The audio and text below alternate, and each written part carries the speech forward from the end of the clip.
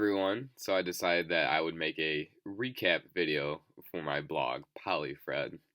Well, when I started off this blog, I asked all of you to take a journey with me. And we certainly did take a journey. I mean, on the Republican side, we started off with 16 candidates, and now we're unfortunately down to the Donald. The Republican side, we saw a lot happen. I mean, by Iowa and New Hampshire, we had lost most of these 16 candidates, and it really became a race between Rubio, Bush, Trump, Cruz, and Kasich. And, the Republican primary went on for so long. I learned so much about elections during this process. I learned exactly what a contested convention is, all the different ways that the Republican Party could stop Donald Trump from becoming the nominee if necessary.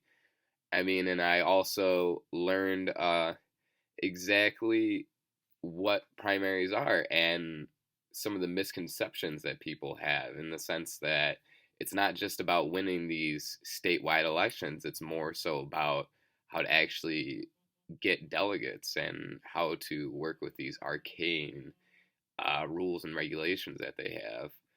And it was crazy. I mean, as we all can see in the corner, there's my candidate, still Rand Paul. But unfortunately, Senator Paul was not able to pick up some steam. So the Republicans had a crazy election, and it does not look good for our party in the general election. I saw a recent poll. Donald Trump has 7% approval rating with African Americans, 15% with Hispanics, and 25 with women voters. He is going to get absolutely slaughtered. A lot of people are disappointed that we have nominated Trump, myself included. But I'm optimistic for the party's future. I do not want Trump to win. I think Trump does not articulate or even believe in what we as Republicans believe in. But I think 2020 really will be the year that we as Republicans come back and claim our party. We will come back stronger than ever, and we will take the White House if Trump doesn't.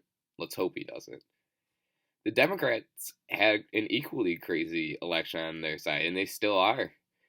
We started off with 5 candidates. We started off with Hillary, Bernie, Lincoln Chafee, Jim Webb, and Martin O'Malley. Chafee and Webb were out by the end of the first debate, and O'Malley struggled a little bit, but we never really saw much competition on that side other than Hillary and Bernie. I think it's turning out to be a great election. I mean, Bernie is still going at it. Bernie's still defying Hillary, and I think it's great that the Democrats have someone fighting for their rights like this.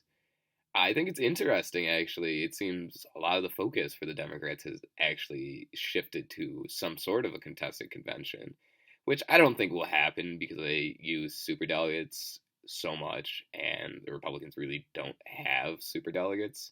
So that's why a contested convention was more likely for us.